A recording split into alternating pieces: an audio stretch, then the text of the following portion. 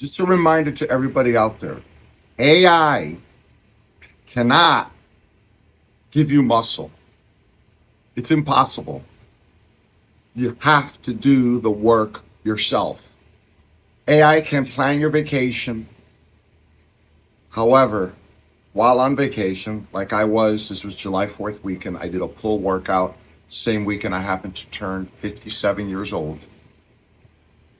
I did the full workout, pull workout. I'm going to show it here on this video, but just be aware, AI cannot make you do a workout, okay? AI is awesome. It's growing. I use it, but you still got to do the work. You still got to build the muscle yourself. And so I'm going to show you my workout, what I did, a whole pull sequence. I did a push workout and a pull while I was in Minneapolis visiting my son, celebrating my birthday and the USA 250th birthday. So you're going to see it all here. I took several bands with me. I did previously the push workout. Here I'm going to go in sequence, my exact order of what I did for the pull workout. So this is the first workout I did on my pull day in Minneapolis. I'm starting with a 25 to 30 second hold. I probably counted 30 seconds in my head, but realistically now looking at the video, it was probably more like 25 seconds. And of course, I keep track of all of this. And the idea here is I'm just doing a hold. It's just my body just fighting to stay high, fighting. You can see I grunted there at the end. And then I think I get 10, but I counted on the video. I only get 9 reps afterwards. So I will have put in my notes. I did about 30-second hold and about 10 reps. In the video, though, I really only got 9. We do naturally sort of cheat in our own mind when working out, which is why sometimes video recording is fantastic to really get accurate numbers. Here I'm going completely to failure. That's what.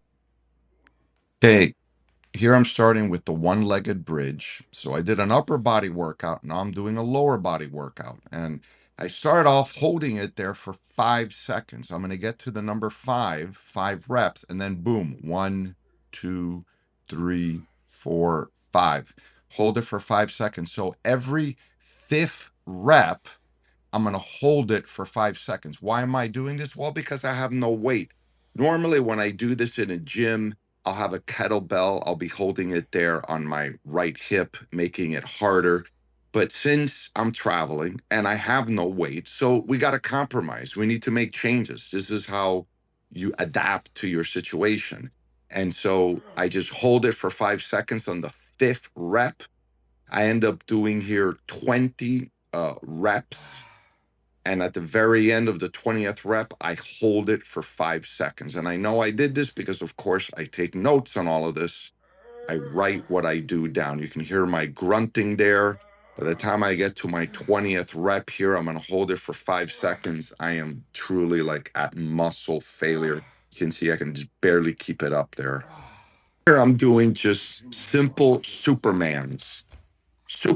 I'm just going up, getting my lower back to get a workout. Normally, I would be doing a deadlift with one of the bands, with a bar. I brought some of the bands, but I didn't bring the bar. That's a pain in the butt to carry on a plane. So I'm just going to compromise, adapt, and do Supermans, giving my low back a workout here. Okay, so now we're going back to an upper body workout. I'm doing a bicep curls. My son's roommate has a vinyl record system there, so I kind of felt like I was in the 1980s listening to a vinyl record. So here I'm going all the way up to my chest using a thick black band, and I'm getting my rep count in. They count when I hit the nipple of my chest when I go up that high, but I'm going to keep going. And the main thing here to really stimulate the muscle growth is I'm going to go to the point of like there where I can't go all the way up to the chest. There I still made it, but I'm going to do a few reps, partial reps. Like look at that. I can't make it up to the chest, and I go again, partial reps. This is critical for full muscle failure. That's the way to do it. Here now I'm doing the second leg workout for the hamstrings because it's a pull day. And I'm doing a Bulgarian deadlift. Now, one-legged Bulgarian deadlift. Now, these are kind of tough, but they're absolutely excellent for men after the age of 40. Because why? Because, well, we're really practicing our balance here. We're getting a good hamstring workout by bending forward, keeping the leg on the floor not completely straight, bent a little bit, but we're really creating great balance and stretching and at the same time working out the hamstring. And so I'm doing this obviously I do it on the right leg, then I do it on the left leg. I'm getting about 7 or 8 reps in. Not really good at it. I just recently started doing this, and I sometimes use the pole there, the dance pole there, to keep myself in balance. So, obviously we have to be careful, but again, absolutely fantastic. Great stretch, great workout for the hamstrings, and you get the benefit of improving your balance. And this is my son here. He's 27 years old. Look how easily he does this. This is his first time doing the one-legged Feeling it in the back of your leg? Bulgarian deadlift. The first time. Now, he's done ballet in the past. He still rides a skateboard. So he's got better balance. Sure But this is the difference between someone in your 40s and someone in your 20s. When you're in your 20s, you can kind of do things. We have way better balance naturally, which is even more important. Why? As a man over 40, you want to do this because you want to improve your balance, decreasing the likelihood of falling and causing injury. This is my final pull exercise. And what I'm going to do here to finish off, keep in mind here, I am not doing a straight pull-up. I'm doing a side arm chin up or pull-up, different than the first one I started out with. But I'm going to do just 20 reps here. I do 20, and then I take a 10 to 15 minute, or not minute, second break. You'll see what I'm doing. I'm going to end up doing 3 negatives. So I don't go to the complete muscle failure, but I get close. 20 is a lot for me after doing everything I've done. I'm counting in my head now, 10 to 15 seconds, taking a break, and then I'm going to go right into doing a negative. So we went from a movement to now an isometric exercise where I'm just holding it. I'm just holding it. And you remember when we started this workout, I started with a hold in the beginning. Now I'm doing the opposite. I'm ending with 3 holds, 3 negatives, because I fight it and I try to maintain myself up there as much as possible. So that was the first one. Here I go into my second one. You want to try to jump up and make it easy getting up there. You don't want to use the energy. So you're fighting, your muscles is fighting you going down. It's like the negative portion of the pull-up. You're working your muscles in a different way here.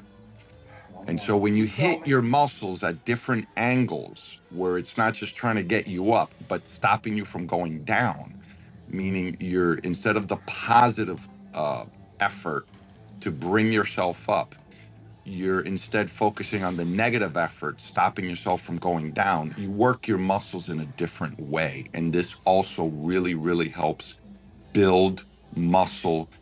And it's just a fantastic workout to do. And here you can see July 5th, the day after I turned 57. You can see, number one, I keep track of my protein intake. I ate 157 grams of protein that day, which is a little bit less than what I usually eat. But my goal is to at least hit 150. Once I hit 150, I kind of don't worry about my protein intake. The day before, if you look down on the bottom, July 4th, my birthday, I ate 215 grams of protein. In any case, go back up to July 5th. There is all the workouts, exactly how I did them. Hold for 35 seconds, which was really probably 25 or 30. And I did 9 reps instead of 10 because I saw it on the video. But that's what I had put in my notes: the one-legged bridge, 5-second holds, to Supermans. I did 4 of those because something like that, your lower back, you're not working that to muscle failure. If you work your lower back muscle to muscle failure, you're taking a big risk. Don't do that. When you do something like a deadlift or Superman like that, you do not go to muscle failure. However, biceps curl, big black band, 10 reps. You can see that there. And I did all of these twice because I'm only working out 3 or 4 days a week. That's it. Um, a lot of my clients, so when they do their push and pull, they're going to be working out every day, 5 or 6 days a week. And you can see all my workout there, every single thing that I did. You want to keep track of it. I hope you enjoyed that workout, the whole sequence there. I only did 6 exercises. That's it.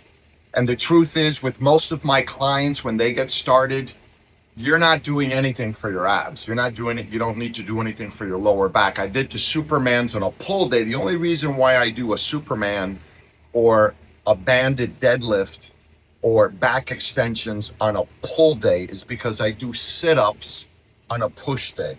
And by the way, I only do sit-ups because I want to keep my six-pack, because I'm an online trainer. A lot of you guys out there, you may not care to have a six-pack, and that's totally fine. Your stomach will likely naturally just be flat. You know, you may not see the actual six-pack, but that's okay. Some of you don't care to have a six-pack. If you don't care, then don't do the extra work you need to do to have it, you know. Doing sit-ups once your stomach is flat is worth it, but doing sit-ups before that is not worth it, because you're going to get nowhere. You might show the six-pack, but then it's going to be over the fat, and you really need to have your stomach flat first before you get into doing any ab type of exercise. And again, that's only if you want a six-pack. I hope you got the idea there, how important balance is. I'll probably do a whole separate video down the road on balance. You can see the difference there between my son, who's 27, and myself, who's 57. There's a big difference. You know, we lose balance, we lose muscle retention, we lose the ability to absorb protein as we get older. I mean, you're getting older. What do you expect? You got to up your game. You got to up it. You have to eat better than you did when you were in your 20s and your 30s. You have to work out better, keeping prevention, injury prevention in mind.